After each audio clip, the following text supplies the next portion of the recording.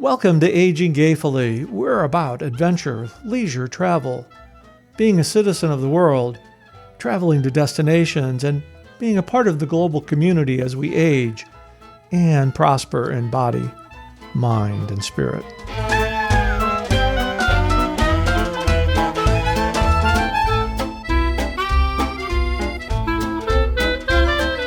Welcome to this segment of Ask Chris 5 Questions. 5 questions, but you know, my favorite number's 3. Oh, really?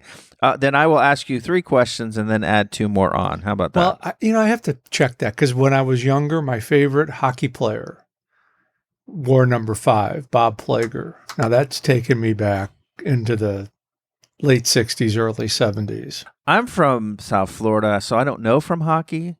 So any sort of hockey talk? This is not hockey talk. This is not hockey talk. Oh, this is Aging Gayfully. It's not. I thought this was hockey talk. Oh, goodness. South Florida. That's right. Well, they have hockey in South Florida. They do. They have hockey in South Florida. They have the Florida Panthers. Yeah. The Florida Panthers, who are probably most famous for having plastic rats thrown on the ice when they would win. A while ago. And I know the story behind that. So do I. Yeah, it's because the player, and his name was Scott Mellenby, because he played for the St. Louis Blues, which is my favorite team. There was a rat that ended up in the dressing room at the Miami arena, and he took his hockey stick and did a slap shot with the rat, and that's that legends be told. The rest be history. Rats in Miami, though. That's it. Now there's a show.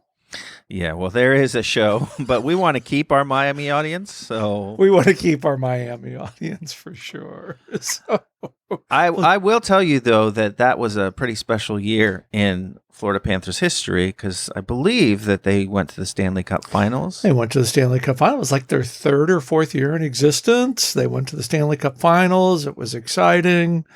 And they played. See, you're asking me questions that I know a lot about. They played the Colorado Avalanche, and another expansion team. Then So I can talk hockey, even though I'm aging gayfully. I can talk hockey. That is the only bit of hockey merch that I own is a John Van Beesbrook sweater from that. Oh, the Beezer. Yeah, love the Beezer. Yeah, the Beezer. One of the best American goalies in the National Hockey League. And that's what it takes for stuff to really catch on in South Florida, though, is you got to have a hook or a gimmick because they're all about the party down there. So you have a guy with a cute nickname, the Beezer, and you have, people tossing plastic rats. That's a party in Miami. Plastic rats and the Beezer. They still throw the plastic rats. That's 20 some odd years ago. So yeah. That's all you need from Miami. You need a hook, and then you're in like Flynn. Need a hook. That's right. Especially when you're out fishing. So we are here today. We're hoping to hook some answers from you, Chris. A little bit about yourself as we're kicking off this Aging Gayfully journey. So I've got 5 questions for you, and I can't wait to hear your answers. So first of all, through the years, as you've traveled, has your perspective on traveling changed? Well, I think in a way, yes. And the way I travel has changed. I still am excited about going to new destinations. And I hearken back, and we have a lot of sports analogies here today, Josh, but I hearken back to my time when I bowled professionally on the Pro Bowlers Tour. And how we would go from city to city in a van, and we'd go into hotels, and how exciting that was. Very rarely did we fly from tournament to tournament. It's kind of hard to put 10 or 12, 16-pound bowling balls on an airplane, but that's for another story. But as I've gotten older and have traveled throughout Europe and did some domestic trips, there's something about traveling on a train that resonates. Maybe it's having the opportunity to look outside the window and see the beautiful landscape. Maybe it's because it's a lot easier to get on a train than dealing with airports.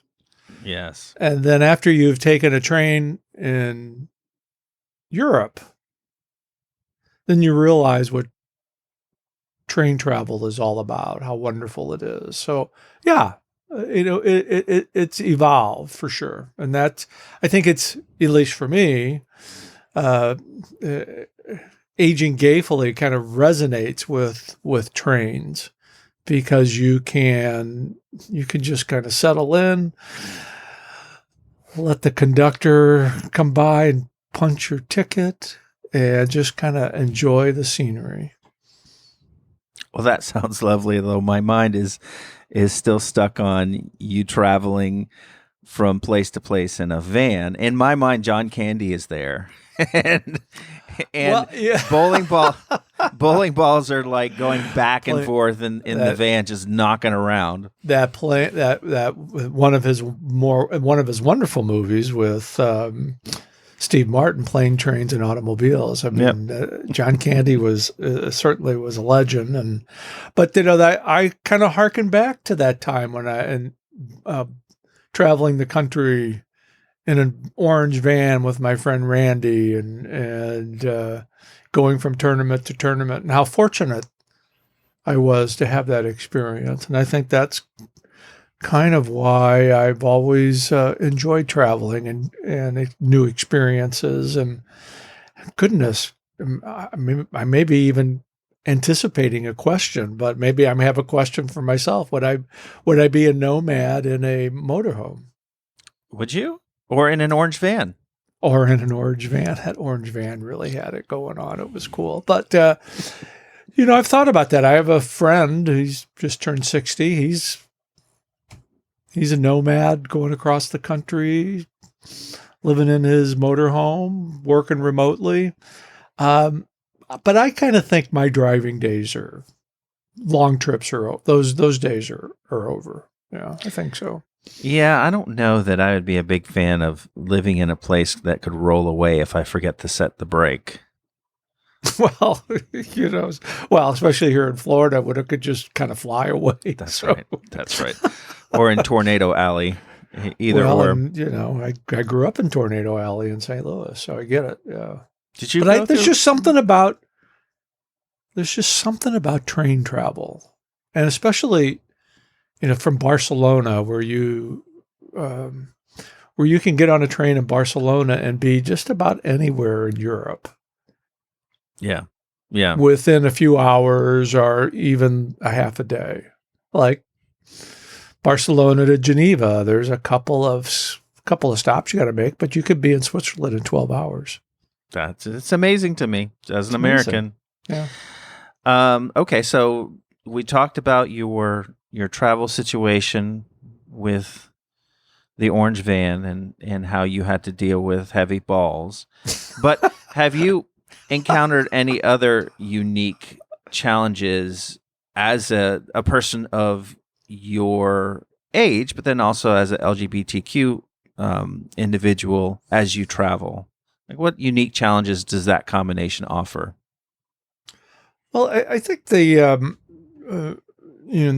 recent history with having a monitoring device implanted in my chest for my atrial fibrillation.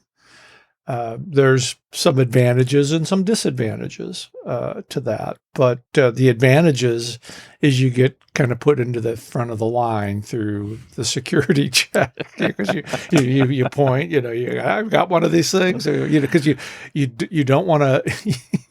There's a couple of those machines you don't want to walk into because you'll be. The magnet will just kind of grab you right in. But oh my gosh.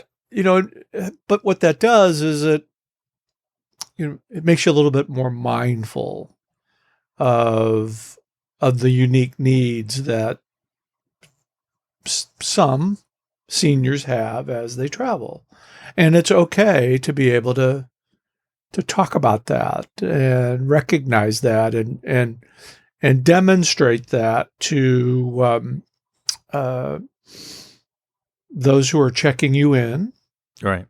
the security agents, the TSAs here in America, but they're all over Europe as well. But they're all sensitive to your unique needs.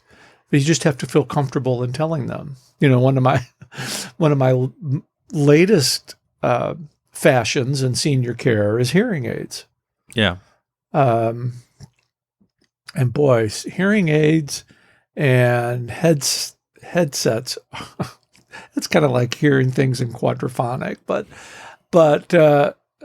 when you have your hearing aids on, at least for me, I can't, I don't want to be generalized here.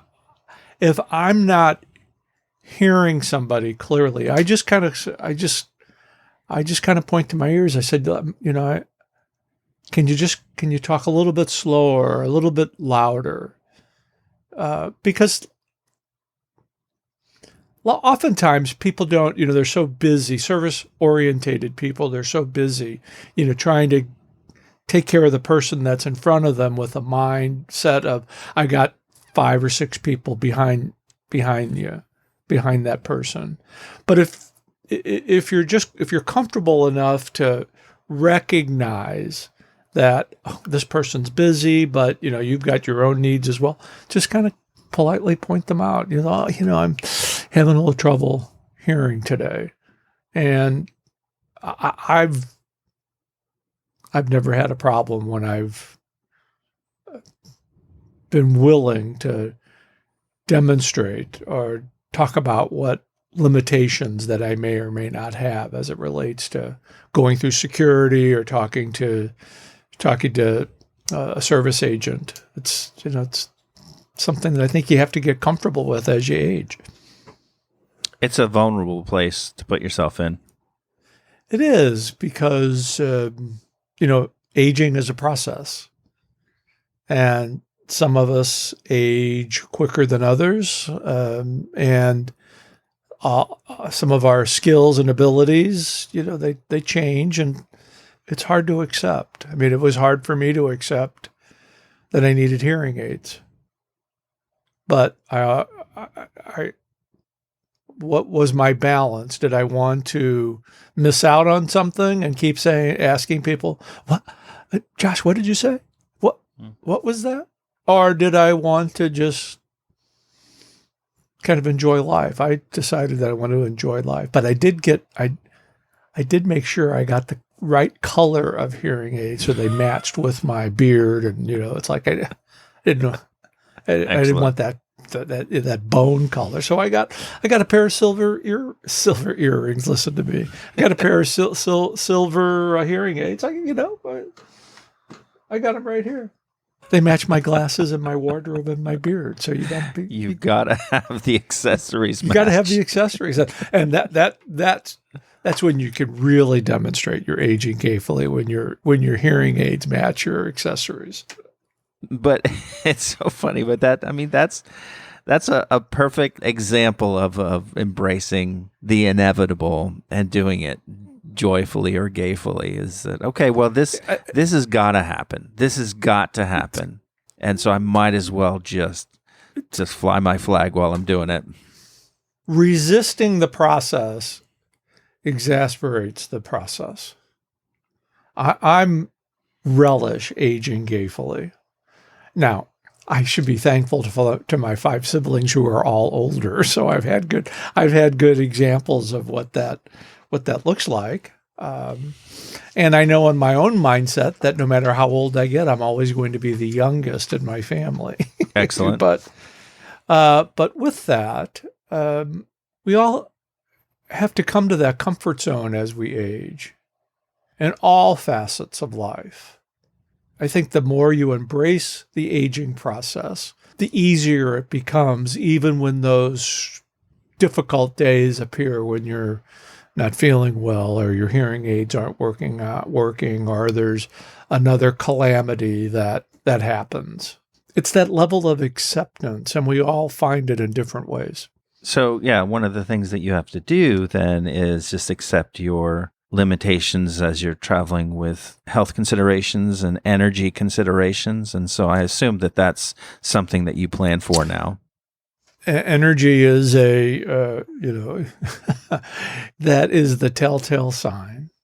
My mind is used to telling myself the things that I could do because that's from previous experiences.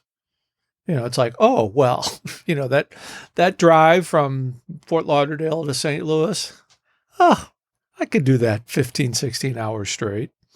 Not anymore. Your mind tells you that you can do it because you've done it. Your body tells you something different.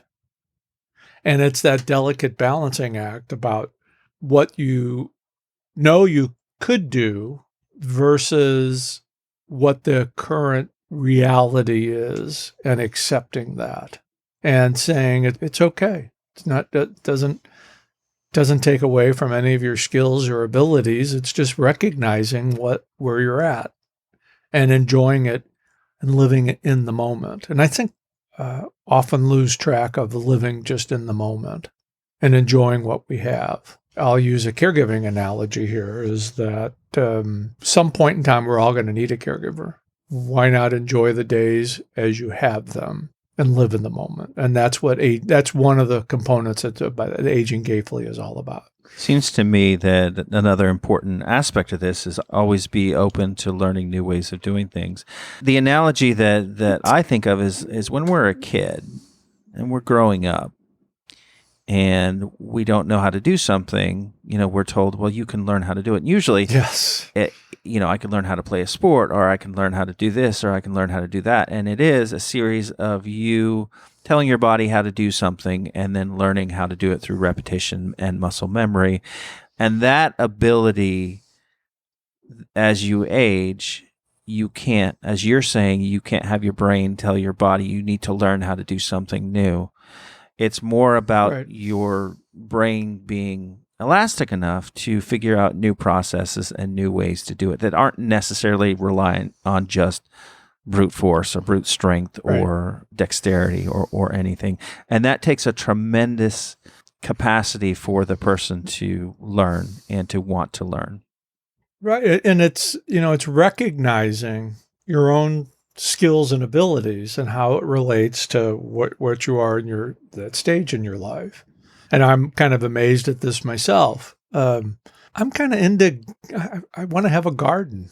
Now I live in a 6th floor condo with a beautiful patio that I can have plants, but I've never really tended to a garden before. You would make a lovely garden gnome. All you need is the pointed hat.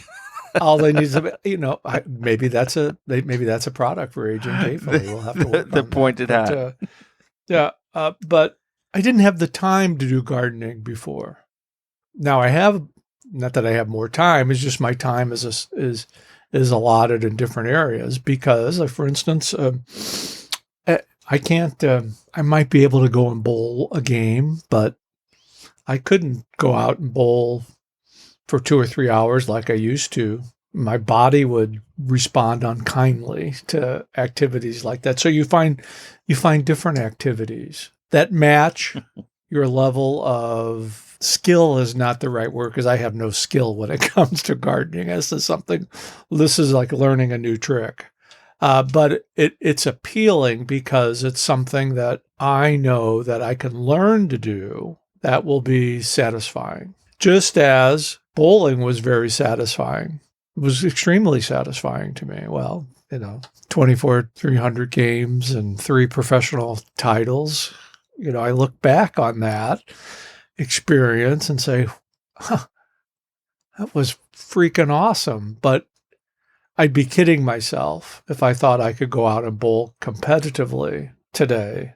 But can I be a competitive gardener? Who knows? It just depends. Maybe it depends on how far you can roll the azaleas down the. That's right. Or again, another area is cooking. I love watching these cooking shows and say on YouTube and say, I can make that. Now, years ago I thought, just take me to the fast food. It's okay. But, it's recognizing in the aging process. The aging process can be also from 30 to 40. Yeah. It doesn't have to be from 50 to 60 or 60 to 80.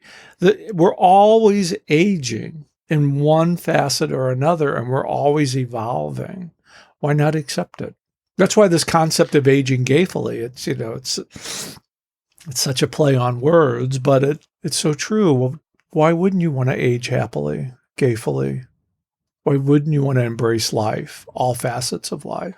Yeah, and another factor that travel oftentimes is expensive, and seniors are often on a fixed budget. Right. So what are some expense hacks that you've been able to take advantage of, or that you would recommend for folks who really want to travel, but of course they've got to mind the bank account?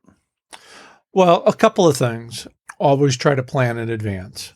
And usually the best deals are when you can project, let's just talk about cruising for a second. And you usually need to plan these out months in advance anyway. But when you have the desire to go on that one cruise that you've been looking to go at your entire life, well, you know what? Go ahead and book it. But book it so far in advance that where you can make either monthly payments or quarterly payments that fit into your budget. The cruise lines are great at payment options these days because the cruise lines were devastated, as was the whole travel industry with COVID. But work with a trusted travel advisor.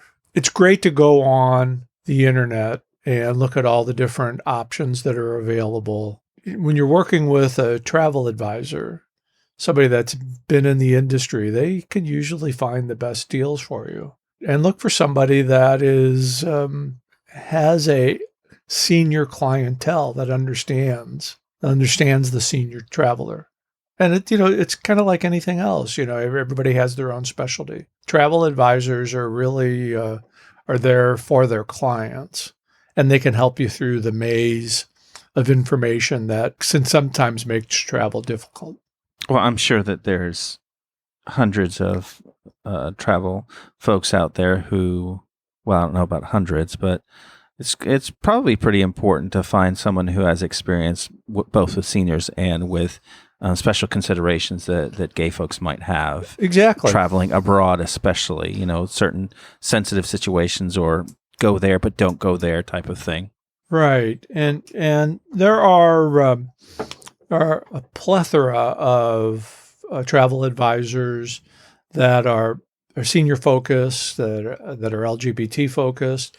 What we're trying to do here is shift the conversation a little bit, because in my experience, the travel industry focuses a lot on the younger crowd, and the gay community is focused on a lot on the younger crowd. There is some ageism that comes in, but I also know that people that have the non-discretionary income that can afford to travel, they want to know that they can travel safely. Whether you're a gay senior or a straight senior, people want to know that you can travel safely to any destination. And the savvy travel advisor will know those destinations, and they'll know how to get you to the places that you want to be.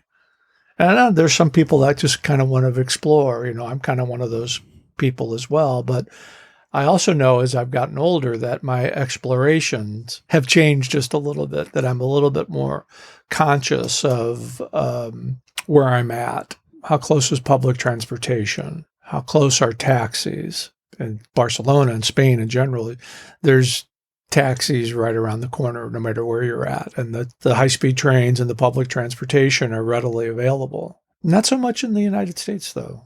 Well, I got my last question here for you. How do you keep your memories alive from past travels? Are you big into looking back and reliving things? Is that your bag? Oh, yeah. Yeah, some people would say you live in the past. And I said, well, the past is what makes the future. And I relive those trips. I relive my first transatlantic cruise with Richard. I see our pictures with the bow ties on, with our both having bow ties. But I also remember the people along the journey that you meet. Here's a good story for you, Josh. There was on our transatlantic cruise, you're always kind of wondering, who's going to be at that dinner table with you? Are you going to feel comfortable? Are they going to feel comfortable with you? I mean, that's the human condition. So first night, there was our traveling companions that we were with, Gilles and Dominic, and then it was Richard and I. And then there was two other couples. There was a couple from Ohio, and then there was a couple from England. And unfortunately, I don't remember their names, but I remember them. The banter at the table. You kind of get the sense who's comfortable and who's not comfortable. Then these were both older couples. Of course, this is going back 2006. Let's talk about living in the past. But the one couple from Ohio, they were not as. It's not that they weren't as welcoming. They were just a little bit. They were trying to feel everybody out.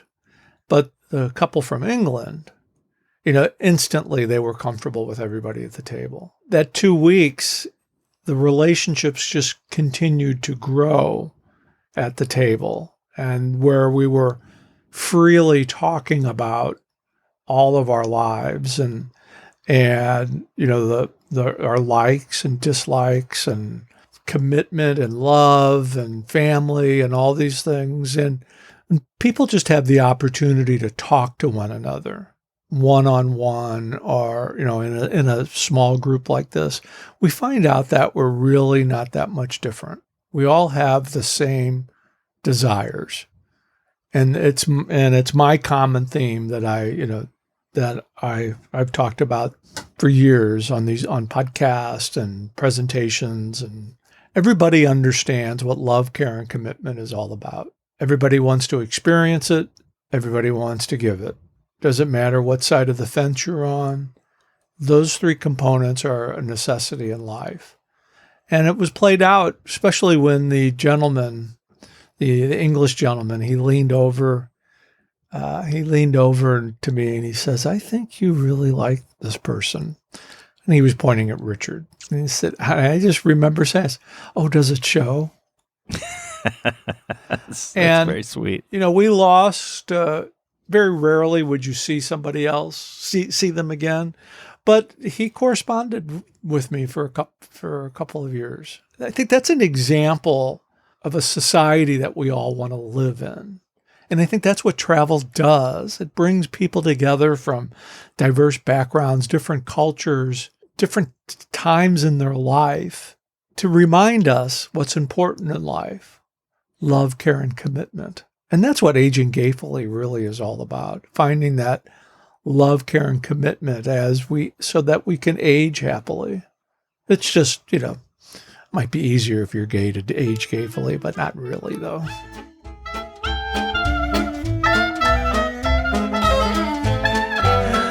All right, Chris. Well, thank you so much for this chat. So how can the folks get in touch with us and see what we're doing? They can visit us at AgingGayfully.com. And you've got a question, you want to be a guest on the show, email us at yesiam@AgingGayfully.com. That's yesiam@AgingGayfully.com. All right. Until next week, folks, y'all age gayfully.